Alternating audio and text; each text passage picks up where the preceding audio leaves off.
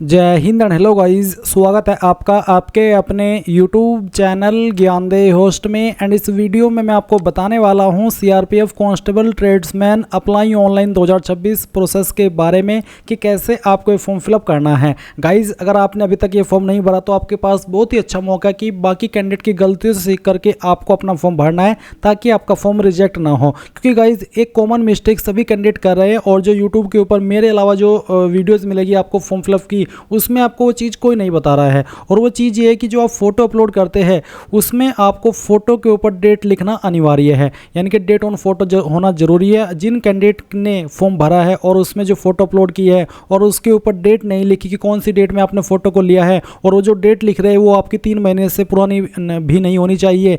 और गाइज़ आपने form submit कर दिया तो आपका फॉर्म रिजेक्ट हो जाएगा। जी हाँ, आपने सही सुना। इसलिए गाइज़ अब आप यहाँ पर इस वीडियो को वॉच करके जो फोटो अपलोड करेंगे उस चीज़ का ध्यान रखना है। एंड इस वीडियो के अंदर ही जब आप फोटो वाले सेक्शन पर जाएंगे तो आपको बताया भी जाएगा कि कैसे आपको, अगर आप फॉर्म मोबाइल से भर रहे हैं या कंप्यूटर से भर रहे हैं, तो कैसे अपनी डेट लिखनी है फोटो के ऊपर। ताकि अगर आपको यही पता चल रहा है कि चलिए डेट लिखनी है बट आप कंफ्यूज हो रहे हैं कि कैसे लिखे, तो इसलिए इस वीडियो के अंदर आपको उस स्टेप पर जाकर के बताया भी जाएगा कि कैसे आप अपनी डेट लिखेंगे अपने फोटो के ऊपर। और ये इन्फॉर्मेशन मैं कोई अपनी तरफ से नहीं दे रहा हूँ बल्कि ऑफिशियल नोटिफिकेशन के अंदर ही लिखा है। ये पेज नंबर 25 है, इसी में आपको यहाँ पर ये चीज़ बोली गई है। आपको बोला है कि the photograph should not be more than 3 months old and date on which the photograph has been taken must be clearly printed on the photograph। साथ ही applications without such date printed on the photograph will be rejected, यानी कि जिन photo के ऊपर date नहीं लिखी होगी वो रिजेक्ट हो जाएंगे। इसका मतलब ये कि आपका फॉर्म रिजेक्ट हो जाएगा। तो अगर आप ऑलरेडी फॉर्म भर चुके हैं और आपने फॉर्म के अंदर जो फोटो अपलोड किया उसके ऊपर डेट नहीं लिखी, तो दोबारा से अपना नया मोबाइल नंबर, नया ईमेल का इस्तेमाल करके फॉर्म भरिए। क्योंकि गाइज इस फॉर्म में आपको करेक्शन का भी टाइम नहीं दिया है। अगर आपको करेक्शन का टाइम मिल जाता है तो अच्छी बात है, अगर नहीं मिल रहा है तो इसका मतलब है कि गाइज आपको परेशान रहने की आवश्यकता है। क्योंकि क्या पता है उसको एक्सेप्ट करें ना करें, और कितने कैंडिडेट ने गलती की है इसका भी अभी पता नहीं है। तो आपको इस चीज़ का ध्यान रखना है। बाकी इस वीडियो के अंदर मैं इसी प्रकार से सभी चीज़ें अच्छे से क्लियर करके बताऊंगा। अगर आपको OTP नहीं आ रहा है तो रात में 1-2 बजे फॉर्म को फिल करने की कोशिश करना, उस वक्त वेबसाइट का सर्वर सही से काम करेगा और कोई इशू नहीं आएगा। चलिए अब शुरू करते हैं। अगर आपने अभी तक वीडियो को लाइक से नया किया हो तो कर देना और चैनल को सब्सक्राइब कर लेना। फिर जो लिंक वीडियो को डिस्क्रिप्शन में दिया आप ओपन करेंगे, आपको जानने को मिलेगा कि 9195 पोस्ट पर यह भर्ती आई है और आपके पास लास्ट के 7-8 दिन ही बचे हैं इस फॉर्म को भरने में, क्योंकि फॉर्म को भरने की लास्ट डेट 19 मई 2026 है। इसके अलावा कौन से ट्रेड के लिए कितनी वैकेंसी है वो आप यहाँ पर देख सकते हैं।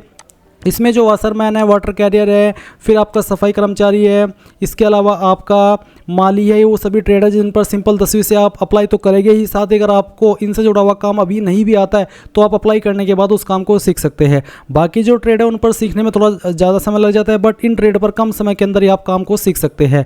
फीस जनरल, OBC, WS के लिए 100 और SC ST and all category female इनके लिए कोई नहीं है। फिर आप यहाँ पर बाकी की इन्फॉर्मेशन जानेंगे एंड ये सभी जानकारी जानने के बाद आप इंपॉर्टेंट लिंक के सेक्शन से अप्लाई ऑनलाइन लिंक ओपन करेंगे। इसके बाद आपके सामने यहाँ पर ये वाला इंटरफेस आ जाएगा जैसे कि आप वीडियो में देख सकते हैं। यहाँ पर आ जाने के बाद में आपको रजिस्टर इसके ऊपर क्लिक करना है। देन इस तरह का इंटरफेस आपके सामने आएगा। अब आप यहाँ पर देखेंगे candidate full name as recorded in matriculation और इक्विवेलेंट, यानी कि जो आपका 10वीं का सर्टिफिकेट है उसमें जो आपका नाम दिया गया है वो नाम आपको यहाँ पर लिखना है। और गाइज अंग्रेजी के बड़े अक्षरों के अंदर आप यहाँ पर आपका नाम लिखिएगा। फिर आप आपकी ईमेल आईडी डालिए जो कि आप रजिस्टर करना चाहते हैं। उसके बाद आपका मोबाइल नंबर डालिए और फिर जनरेट OTP के ऊपर आप क्लिक करेंगे। अब गाइज आपके नंबर और ईमेल दोनों के ऊपर OTP सेंड किया गया है, तो आप यहाँ पर पहले जो नंबर के ऊपर OTP मिला है वो OTP डालिए और फिर जो ईमेल के ऊपर OTP आया है आप जब ईमेल चेक करेंगे तो आपको वहाँ पर OTP देखने को मिल जाएगा।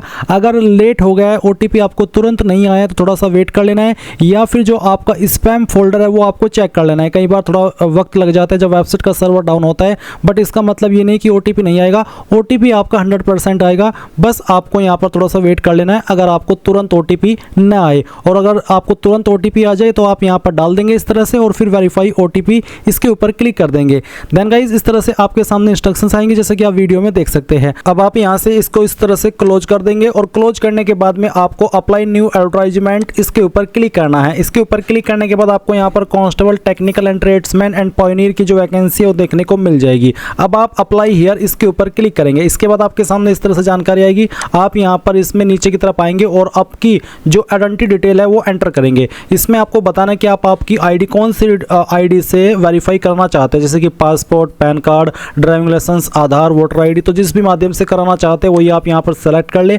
और जैसे कि मैंने आधार सेलेक्ट किया तो फिर आपको जो भी आईडी आपने सेलेक्ट की है आइडेंटिफिकेशन नंबर के अंदर उसी आईडी का नंबर डालना है। फिर आता है नेम ऑन आइडेंटिफिकेशन, यानी कि जो आपकी आईडी है उसके ऊपर आपका नाम क्या है वही एग्जैक्ट नेम आपको यहाँ पर डाल देना है। फिर आएगी एडिशनल इन्फॉर्मेशन, यहाँ पर जो भी आपकी डेट ऑफ बर्थ है वो आपको सेलेक्ट करनी होगी। इस तरह से आप आइए और जो आपका ईयर है बर्थ का पहले आपको वो सिलेक्ट कर लेना है। फिर यहाँ से आपको आपका मंथ सेलेक्ट करना है और मंथ सेलेक्ट करने के बाद में आप यहाँ से डे सेलेक्ट करेंगे तो आपकी डेट ऑफ बर्थ आ जाएगी। इसके बाद आपको आपकी नेशनलिटी में इंडियन सेलेक्ट कर लेना है। फादर नेम आपका जो भी है वो फादर नेम आपको यहाँ पर एंटर कर देना है।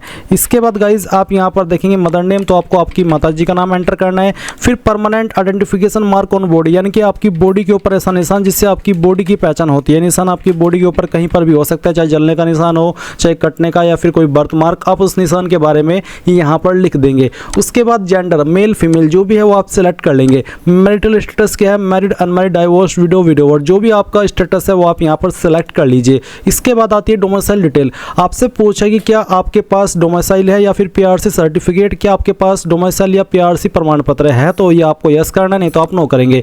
यस करने पर आपको यहाँ पर आपके निवास प्रमाण पत्र की जानकारी देनी है। जैसे कि एक सवाल आता है पहले ही कि क्या आप अपने मूल राज्य या फिर केंद्र शासित प्रदेश से दूसरे राज्य केंद्र शासित प्रदेश में प्रवासित हुए, यानी कि आप एक राज्य से दूसरे राज्य में गए हो। अगर हाँ तो यस, नहीं तो आपको नो करना है। अगर आप जहाँ पर आपका जन्म हुआ है अभी भी वहीं रह रहे हैं तो आपको इस वाले ऑप्शन में नो कर देना है। फिर आता है स्टेट ऑफ ओरिजिन, यानी कि आप कौन सी स्टेट के निवासी है वो स्टेट आपको यहाँ पर सिलेक्ट कर लेनी है। उसके बाद डिस्ट्रिक्ट ऑफ ओरिजिन, यानी कि कौन से डिस्ट्रिक्ट के अंदर रह रहे हैं वो डिस्ट्रिक्ट आपको सिलेक्ट कर लेनी है। और फिर जो आपका निवास प्रमाण पत्र है उसका नंबर आपको यहाँ पर डालना है। मैं आपको यहाँ पर डेमो के लिए दिखाता हूँ कि निवास प्रमाण पत्र किस तरह का होता है। तो चलिए आपको यहाँ पर दिखाता हूँ ताकि आपको समझ में आ सके और आप सही तरीके से बिना किसी गलती के अपनी इन्फॉर्मेशन भर सके। तो अभी जो आप वीडियो में देख सकते हैं ये कास्ट सर्टिफिकेट है जो कि यूपी स्टेट के द्वारा जारी हुआ है। इसमें जो प्रमाण पत्र क्रमांक के सामने नंबर लिखा है वही आपका निवास प्रमाण पत्र का नंबर होता है। तो आपको यहाँ पर डोमिसाइल पीआरसी सर्टिफिकेट नंबर के अंदर जो नंबर मैंने आपको बताया जो यहाँ पर लिखा होता है वो नंबर आपको यहाँ पर लिख देना है। उसके बाद आती है कैटेगरी रिजर्वेशन। तो उसके पहले आपको यहाँ पर बताना है कि आपका रिलीजन क्या है, जो भी है वो रिलीजन आप अपना सेलेक्ट कर लेंगे। कास्ट कैटेगरी अनरिजर्व्ड यानी कि जनरल, एसटी, एससी, ओबीसी या फिर ईडब्ल्यूएस जो भी है वो आप सिलेक्ट कर लीजिए। मान लीजिए आप ओबीसी है तो आपको ओबीसी सेलेक्ट कर लेना है। उसके बाद सर्टिफिकेट नंबर के अंदर जो आपका कास्ट सर्टिफिकेट है उसका नंबर आपको देना होगा। तो मैं आपको यहाँ पर वीडियो में दिखा देता हूँ। ये कास्ट सर्टिफिकेट है गाइज, ये तो है यूपी स्टेट के द्वारा जारी हुआ स्टेट का कास्ट सर्टिफिकेट। बट गाइज आपके पास यहाँ पर जो सर्टिफिकेट होना चाहिए वो सेंट्रल का बना होना चाहिए। तो सेंट्रल का कास्ट सर्टिफिकेट कैसा होता है वो आप यहाँ पर देख लीजिए। अभी जो आप वीडियो में देख सकते हैं ये एक सेंट्रल स्टेट के द्वारा जारी हुआ कास्ट सर्टिफिकेट है, क्योंकि ये भर्ती सेंट्रल गवर्नमेंट के अंतर्गत आती है। तो जो आप कास्ट सर्टिफिकेट यूज करेंगे वो सेंट्रल का बना होना चाहिए। तो आप क्या करेंगे, यहाँ पर आपको जो नंबर फिल करना है वो कहाँ पर मेंशन होता है मैं आपको बता दूँ। आपसे यहाँ पर सर्टिफिकेट नंबर मांगा है और इसमें आप देख सकते हैं ये सेंट्रल का है। इसमें यहाँ पर आवेदन क्रमांक के नीचे प्रमाण पत्र क्रमांक लिखा है। तो ये जो प्रमाण पत्र क्रमांक के सामने नंबर लिखा है वही नंबर आप यहाँ पर सर्टिफिकेट नंबर के अंदर डाल देंगे। अब आता है कि सर्टिफिकेट इश्यूइंग स्टेट, यानी कि कौन सी स्टेट ने इसको जारी किया। तो जो सर्टिफिकेट है ये जारी हुआ है यहाँ पर मेरा उत्तर प्रदेश शासन के द्वारा। तो आपका जिस भी स्टेट के द्वारा जारी हुआ है वो स्टेट आप यहाँ पर सेलेक्ट कर लेंगे। फिर सर्टिफिकेट इश्यूइंग डिस्ट्रिक्ट, यानी कि कौन से डिस्ट्रिक्ट के द्वारा आपका सर्टिफिकेट जारी हुआ है। तो जिस भी डिस्ट्रिक्ट के द्वारा जारी है वो आप यहाँ पर सेलेक्ट कर लेंगे। फिर कौन सी अथॉरिटी ने इसको जारी किया है। ये certificate generally district magistrate, additional district magistrate, ADM, city magistrate, deputy collector in post के द्वारा जारी होता है। अब आपको कैसे पता चलेगा कि मेरा सर्टिफिकेट इनमें से कौन सी अथॉरिटी ने जारी किया है।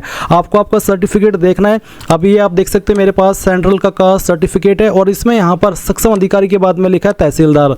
तो आप यहाँ पर आपका सर्टिफिकेट चेक करेंगे और उसमें सक्षम अधिकारी के बाद में जो भी लिखा है वो पोस्ट को आपको यहाँ पर सेलेक्ट कर लेनी है। इसके बाद यहाँ पर सर्टिफिकेट इश्यूइंग डेट, तो आप यहाँ पर देखेंगे जारी दिनांक। तो जारी दिनांक के सामने जो भी डेट लिखी है वो डेट आपको यहाँ पर सिलेक्ट कर लेनी है। गाइज मैं आपको बता दूं कि जो आपका सर्टिफिकेट है वो आपका 3 साल से ज़्यादा पुराना नहीं होना चाहिए, क्योंकि जो कास्ट सर्टिफिकेट होते हैं ये 3 साल से पुराना नहीं चलते हैं। तो आपको यहाँ पर ऐसा सर्टिफिकेट देना है जो कि 3 साल से ज़्यादा पुराना न हो। तो आप यहाँ पर आएंगे और जो डेट आपको यहाँ पर दी गई है वो डेट आपको आपको यहाँ पर सिलेक्ट कर लेनी है।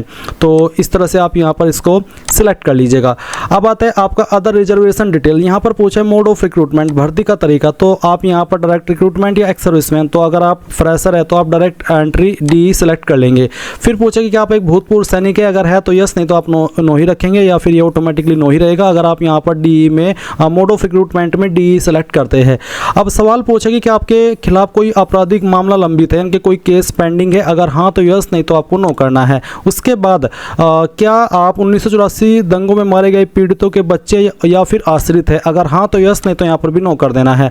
क्या आपके पास कोई उपलब्धि है, कोई अचीवमेंट है स्पोर्ट्स में, अगर हाँ तो यस, यस करने पर आपको बताना है उसका विवरण, नहीं तो आप यहाँ पर नो कर देंगे। फिर पोस्ट सिलेक्शन में आपको यहाँ पर पोस्ट सेलेक्ट कर लेनी है कि आप यहाँ पर ये जो वैकेंसी निकली है कांस्टेबल ट्रेड्समैन पर, उसमें से कौन से ट्रेड पर अप्लाई करना चाहते हैं। तो जिस पर भी आपको अप्लाई करना है वो आप यहाँ पर सेलेक्ट कर लीजिए। जैसे कि मैंने यहाँ पर माली सेलेक्ट कर लिया। अब आप सेव एंड नेक्स्ट इसके ऊपर क्लिक करेंगे। अब आपके सामने यहाँ पर एड्रेस डिटेल आती है। तो पहले आप आपका परमानेंट एड्रेस भरेंगे, जो भी आपका परमानेंट एड्रेस है वो आप यहाँ पर फिल कर दीजिए। मैं ये फॉर्म डेमो के लिए भरा हूँ तो यहाँ पर मैं इस तरह से डेमो लिख देता हूँ, बट आपका जो एड्रेस है वो कंप्लीट एड्रेस आप यहाँ पर इस वाले सेक्शन में भर देंगे। फिर जो आपका पिन कोड है वो आपको यहाँ पर एंटर कर देना है। उसके बाद जो आपकी स्टेट है वो आपको सिलेक्ट कर लेनी है। डिस्ट्रिक्ट कौन सी अपनी, वो डिस्ट्रिक्ट आपको बतानी होगी। आपका जो विलेज है या फिर सिटी है तो उसका क्या नाम है वो आप यहाँ पर लिख देंगे। नज़दीकी पुलिस स्टेशन कौन सा है वो आप यहाँ पर फिल कर देना। उसके बाद में पोस्ट ऑफिस आपका कौन सा है वो आप यहाँ पर फिल कर देंगे। एंड देन आपका तहसील का नाम क्या है वो भी आपको यहाँ पर एंटर कर देना है।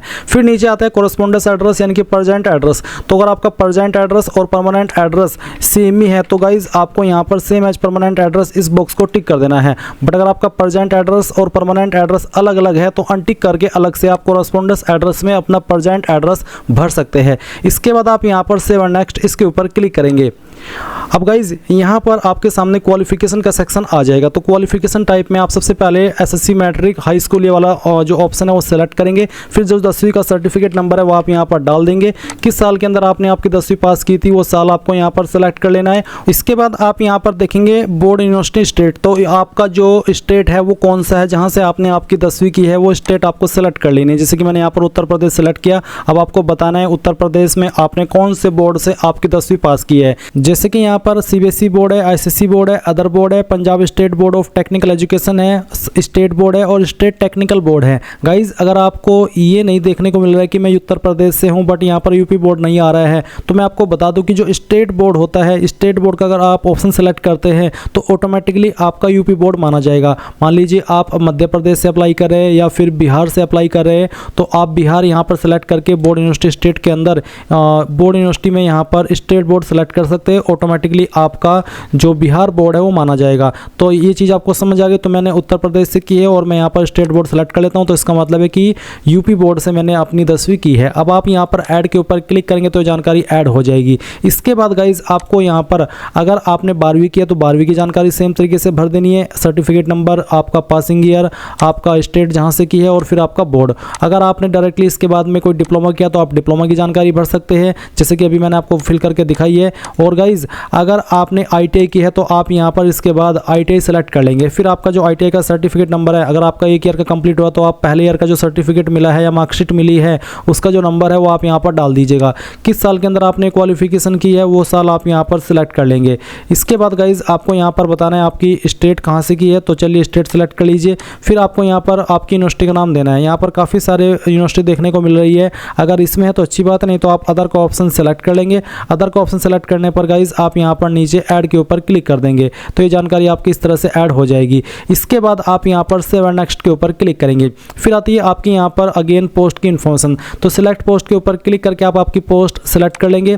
जैसे कि यहाँ पर माली है, इस पर आप सिंपल 10वीं से अप्लाई कर सकते हैं। वाटर कैरियर की पोस्ट पर भी सिंपल 10वीं से अप्लाई कर सकते हैं। वाशरमैन की जो पोस्ट है इस पर भी आप सिंपल 10वीं से अप्लाई कर सकते हैं। और सफाई कर्मचारी की पोस्ट पर भी आप सिंपल 10वीं से अप्लाई कर सकते हैं, क्योंकि इसमें ITI का सर्टिफिकेट नहीं होता है। बस हाँ, आपके पास जहाँ से आपने काम किया है वो काम की नॉलेज अच्छी खासी होनी चाहिए, क्योंकि ट्रेड टेस्ट में आपसे वो काम करा करके देखा जाएगा जो कि उस वाली पोस्ट पर या फिर उस वाले ट्रेड में आता हो। इसके बाद यहाँ पर मिनिमम क्वालिफिकेशन, जो मिनिमम क्वालिफिकेशन है वो 10वीं है, तो आप यहाँ पर यस कर दीजिए कि हाँ मेरे पास 10वीं है। और आपको यहाँ पर यस करने पर जो 10वीं की डिटेल है वो एंटर करनी है। तो यहाँ पर मैं बता देता हूँ यूपी बोर्ड।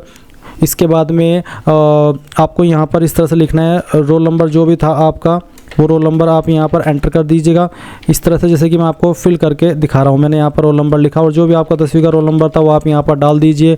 फिर उसके बाद में कितने नंबर आपको आए थे वो आप यहाँ पर लिख दीजिए। ऑब्टेन्ड मार्क्स, मैं यहाँ पर लिखता हूँ ऑब्टेन्ड मार्क्स, जो भी आपको आए थे वो आप यहाँ पर इस तरह से लिखेंगे। और फिर उसके बाद में टोटल मार्क्स क्या थे वो आप यहाँ पर इस तरह से फिल कर देंगे। तो इस तरह से आपको यहाँ पर आपकी जो इन्फॉर्मेशन है वो फिल कर देनी है। उसके बाद यहाँ पर है कि must be proficient and work in respective trade, यानी कि जोन से भी ट्रेड में आप अप्लाई कर रहे हैं उसमें आपको प्रोफिशेंट होना ज़रूरी है, यानी कि अच्छी खासी नॉलेज होनी ज़रूरी है। तो आप यहाँ पर यस कर दीजिए और यस करने के बाद में आपको यहाँ पर लिखना है आई हैव, तो मैंने यहाँ पर I have knowledge of the respective trade, तो आपको इस तरह से लिख देना है जिससे कि आपको यहाँ पर ये बताने का ऑप्शन मिल रहा है कि हाँ जो आपने यहाँ पर ट्रेड में यस किया है इसका मतलब क्या है। इसका मतलब ये है कि आपने यस तो कर दिया और फिर आपको डिटेल में बता देना है, या आप हिंदी में भी लिख सकते हैं कि मैंने जो ट्रेड यहाँ पर सिलेक्ट किया है उसकी मुझे अच्छी खासी नॉलेज है, मैं उससे संबंधित सारे काम जानता हूँ जो भी है। इसके बाद आप यहाँ पर नीचे की तरफ देखेंगे ऑप्शनल में ऑप्शन है, अगर आप जो आपकी पायनियर की वैकेंसी है जिसमें कि मेसन और इलेक्ट्रीशियन ट्रेड है इस पर भी अप्लाई करना चाहते तो सिलेक्ट कर लीजिए, नहीं तो आप यहाँ पर सिंपली सेव और नेक्स्ट के ऊपर क्लिक कीजिए। इसके बाद यहाँ पर आपको डॉक्यूमेंट अपलोड करने हैं। फोटो में आप आपका फोटो अपलोड कर देंगे। पहले जान ले कि फोटो का साइज 50 से 100 KB के बीच में हो, सिग्नेचर का साइज 50 से 100, अदर सर्टिफिकेट का साइज भी आपका यहाँ पर 100 KB से 500 KB रखा है। अब क्या करेंगे, पहले आप फोटो सिलेक्ट कर लेंगे, फिर आपका सिग्नेचर, उसके बाद में आपका कास्ट सर्टिफिकेट और उसके बाद में आपको यहाँ पर आपका जो 10वीं का सर्टिफिकेट है वो अपलोड करना है। तो सिंपली इसके ऊपर क्लिक कीजिए और जहाँ पर भी आपकी 10वीं की सर्टिफिकेट है वो आपको सेलेक्ट करनी है, ओपन करना है, इस तरह से आपकी फाइल आ जाएगी। फिर अगर आप ITI भी किए हो तो ITI का सर्टिफिकेट अपलोड कर देंगे, या फिर जो भी ITI से जुड़ा हुआ आपके पास सर्टिफिकेट है वो आप यहाँ पर अपलोड कर देंगे। मैंने ITI की जानकारी भरी है इसलिए मेरे सामने ITI सर्टिफिकेट अपलोड करने का ऑप्शन आ रहा है। अब मैं यहाँ पर टिक करता हूँ। इसके बाद आप सेव और नेक्स्ट इसके ऊपर क्लिक करेंगे। इसके ऊपर क्लिक करने के बाद जो भी जानकारी आपने शुरू से लेकर अभी तक भरी है वो आपके सामने है। सभी जानकारी चेक करते हुए नीचे की तरफ आइए और फिर यहाँ पर टुडे डेट आपको देखने को मिलेगी। साथ ही आप पहले इसमें लिख देंगे उस स्टेट उस सिटी का नाम जहाँ से आप फॉर्म भर रहे हैं। यहाँ पर आपको आपके गाँव का नाम नहीं लिखना है, आपको बल्कि अपने सिटी का नाम लिखना है। तो जो भी आपकी सिटी है वो सिटी आप यहाँ पर लिख दीजिए और उसके बाद सेंटर प्रेफरेंस में किस लोकेशन पर आप अपना एग्जाम सेंटर रखना चाहते हैं वो आप सेलेक्ट कर लीजिए। इन्हीं लोकेशन पर आपके एग्जाम होंगे और आपके फिजिकल होंगे, तो आपको लोकेशन इनमें से कोई एक सिलेक्ट कर लेनी है। फिर फीस का अमाउंट आएगा। वैसे SC ST के लिए कोई फीस नहीं है और जनरल OBC के लिए 100 रुपये फीस है, बट यहाँ पर 47 रुपीज़ 0.20 यानी कि 20 पैसे ये आपसे पोर्टल चार्ज के रूप में एक लॉलीपॉप लिया जा रहा है। ये लॉलीपॉप आप इनको दे रहे हैं, चलिए लॉलीपॉप समझ करके दे दीजिए। वैसे तो बोला है कि फीस नहीं मांगी है। बहुत सारे फॉर्म मैंने देखे कि अगर ये बोल दिया जाता है कि फीस नहीं चाहिए तो वो बिल्कुल फीस नहीं चाहिए। वो इस तरह का लॉलीपॉप आपसे नहीं लेते कि पोर्टल चार्ज के रूप में हमें 47 रुपीज़ दे दीजिए। तो ये इनका एक तरीका है आपसे लॉलीपॉप लेने का, जो कि ये ले रहे हैं और आप दे भी रहे हैं। देना पड़ेगा क्योंकि आपको भी फॉर्म भरना है। और अगर आप SC ST है तो फिर 47 रुपीज़ का ये लॉलीपॉप देना पड़ेगा आपको, और अगर आप जनरल OBC है तो फिर आपको एक्स्ट्रा 47 रुपीज़ का ये लॉलीपॉप देना है।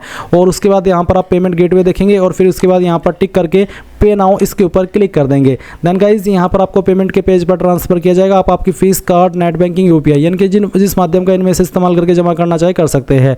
आप यहाँ पर जनरेट QR के ऊपर क्लिक कीजिए और अपना ये QR कोड स्कैन करके फीस पे कर दीजिए। जैसे ही फीस जमा हो जाए तो आप अपने फॉर्म का फाइनल प्रिंट आउट ले पाएंगे। प्रिंट आउट लेने में कोई इशू हो जाए तो आप again apply online link open करना और फिर यहाँ से गाइज आपको इसमें क्या करना है, डैशबोर्ड के ऊपर क्लिक करना है।